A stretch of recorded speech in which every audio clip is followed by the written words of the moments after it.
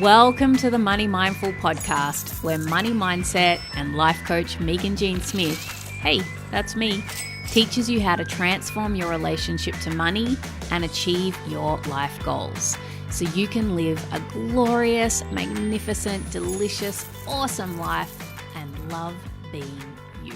Hello and welcome to another episode of the Money Mindful podcast. I'm your host, Meaghan.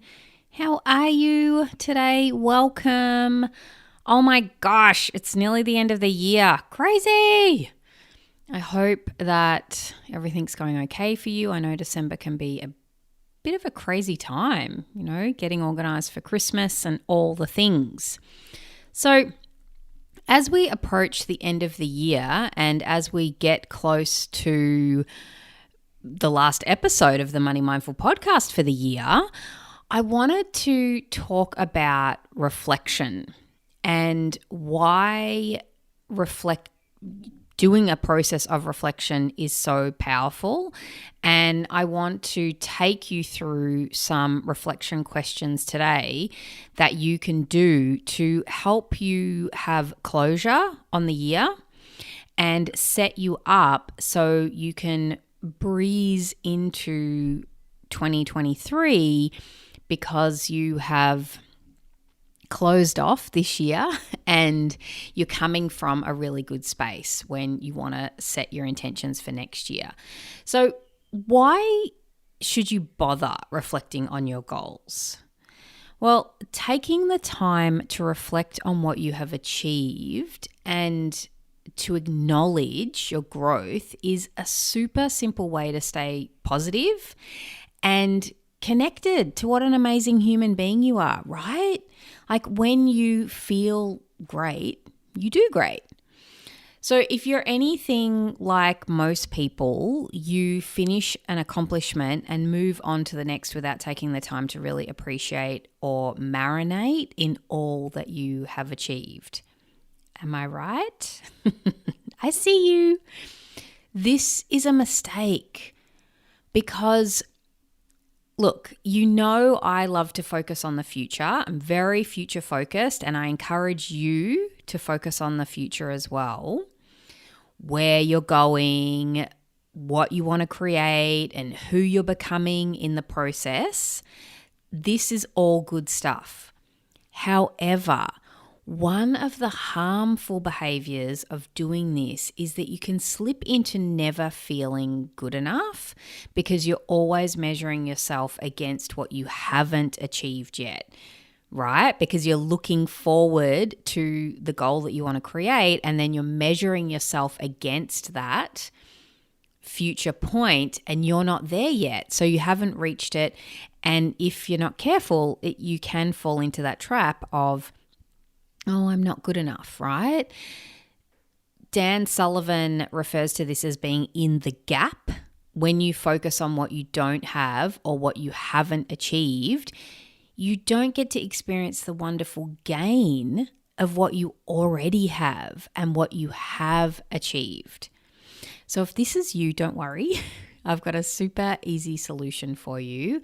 And that is the topic of this podcast, which is to have a reflection process, right? Take the time to reflect and focus on all that you've done, all the wonderful achievements and accomplishments that you have created. If you do this on a regular basis, it not only keeps you connected to how awesome you are, it also helps build your confidence as you spend time acknowledging all that you are capable of, right? And all that you have achieved. So today I want to take you through some questions that you can ask yourself. Like, let's take a look at where you were at the start of 2022 and where are you now? This is such a powerful process to really ground you in everything that you have accomplished this year before you move into next year.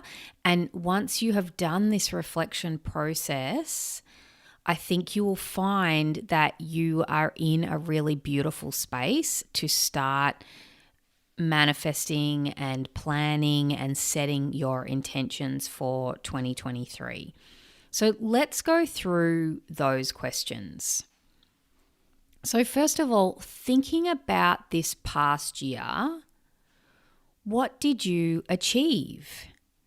Now, this can be business specific, right? Or career specific, that what you have done. Or you can be much broader and encapsulate you as a whole person. You don't have to just focus on your money goals or your business goals that you created. It's like, what did you achieve this year, right? Because, I'm sure even if you have goals in your business, and I hope you do, that you would also have things in your personal life that you've done. And I think that is worth celebrating. So for example, something I achieved this year is I got back into running and I ran a 5K. So that was something that I wanted to work back up to doing, being able to run 5Ks. I was totally out of shape. And that was a mini goal that I did in my personal life. So for sure, I would be writing that down in what did I achieve. And I really don't want you to censor yourself when you're writing down what you achieve. Don't just write the big, epic things that you did, right? Like maybe you landed a really big client or maybe you got fully booked. But what about the small things that you achieved? Right? What about learning how to set up that new software that you're using in your business, right? Or getting an email sequence sorted, or opening your first separate account in your business to start putting profit into it. Like really let yourself have all the wins, big and small. Right? Don't limit your achievements, please. So question 2 that you can ask yourself is, what internal growth and progress did you make? And when I say internal growth, what I'm referring to is the intangibles. So it's what I hear from my clients when they say things to me like, I'm just backing myself, or I heard myself talking unkindly to myself and I stopped myself, right? Like being your own best friend, or it's the internal growth, or maybe it's that you had the courage to do something. And again, like you backed yourself. So what are the internal things that you have had, like the internal growth and progress? What did you make in that area this year? And then the following question from that is, what external growth and progress did you make? And what I mean by external is the tangibles, right? So maybe you got your first sales page set up and you sold something with your sales page. Or maybe your external growth was that you raised your prices, like literally, and you received payment for those new prices, right, from your new customers. So what are the external things that you have achieved this year, the external growth and progress? And you can ask yourself these questions in one setting, or you can come back to it and add things, because a year is a long time, right? And I'm guessing that you're going to miss stuff for sure. But if something pops up, write it down. Like, give yourself that gift of recording all the beautiful things that you have done this year, the internal growth and the external growth. And so then I want you to switch gears a little bit, and I want you to move into more of an evaluation mindset. And I want you to ask yourself, what didn't work?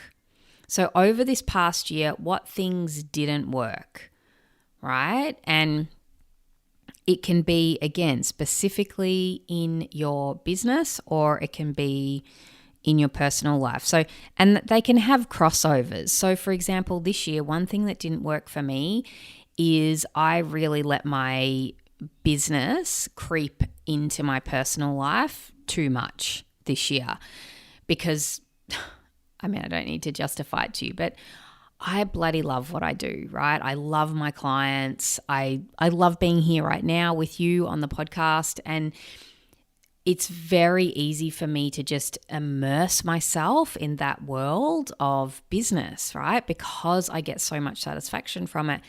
But what didn't work for me is I noticed that I didn't put the time and attention into my personal health and well-being that I wanted to, and I've paid the price. So as we're nearing the end of the year, I can really feel myself being ready for a break. And I'm not saying that that's such a bad thing, but that didn't work, because I would prefer to end the year strong and end the year feeling energized. But instead, because I tell you, I'm a real person. I'm not going to pretend this isn't happening for me. I'm ending the year feeling pooped. I'm like, whew, I am ready for some recharging. And I don't want that moving into 2023. So I've identified that's definitely an area that I want to work on, and that didn't work for me, because despite it being awesome spending time in my business, it's not awesome when it comes at the expense of my own health and well-being. So that's a lesson that's taking me longer to learn than I'd like, but still working through it. So then next, in the evaluation process, I want you to ask yourself, what will you do differently? So if I focus on this example of me and my health and well-being, what I will do differently next year is make my health and well-being a priority. And I know I've said that before, but I'm actually going to get external help to support me with that. When we move, I know that I'm going to get myself set up, so I'm joining some programs where I'm focused on my health. So that is going to be front and center for me, and really give myself that gift and support to not forget myself in the equation of developing my business and growing my business.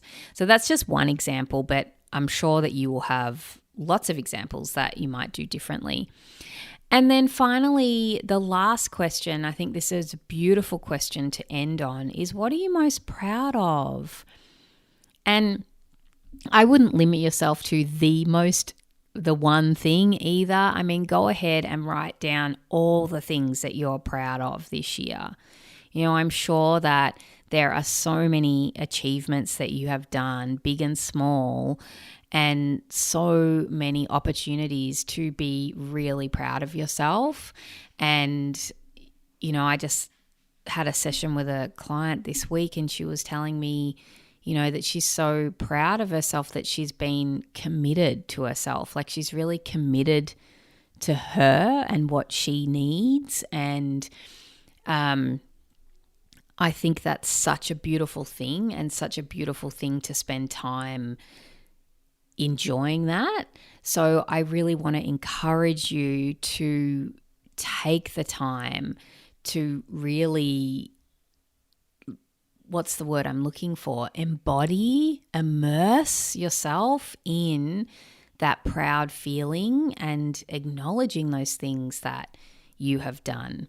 So just in summary, I'll go over the 6 questions, and that's thinking about this past year. 1, what did you achieve? 2, what internal growth and progress did you make? 3, what external growth and progress did you make? And then moving into evaluating, question 4, what didn't work? Question 5, what will you do differently? So what are you going to do differently in 2023? And then the final question, number 6, is what are you most proud of? So I really encourage you to take the time to answer these questions for yourself and let yourself have some appreciation and also closure on 2022, and really just give yourself that beautiful gift of giving yourself the airtime, right? Of what you have achieved, and then also what didn't quite work, right? And what are you going to do differently? Because this is such powerful data to use to then be able to breeze into 2023 from a really beautiful space to create what you want for next year, which is soon going to be upon us in just a couple of weeks. Okay, so just wrapping up, I want to let you know that next week is going to be the last episode for the year. Ooh! Oh my goodness, this year has gone so quickly, and I'll be taking a short break from the podcast for a couple of weeks over Christmas and the New Year. And then we will resume again in January. So until I get in your ears again next week, have an amazing week. Bye-bye. Thanks for listening to the Money Mindful podcast. For future episodes, be sure to subscribe. Ready to take the next steps? Creating your money and life goals can be super challenging if you don't have a process to follow. Get my free course that will help you get unstuck, clarify your goals, and get you going. For more info, go to meaghanjsmith.au.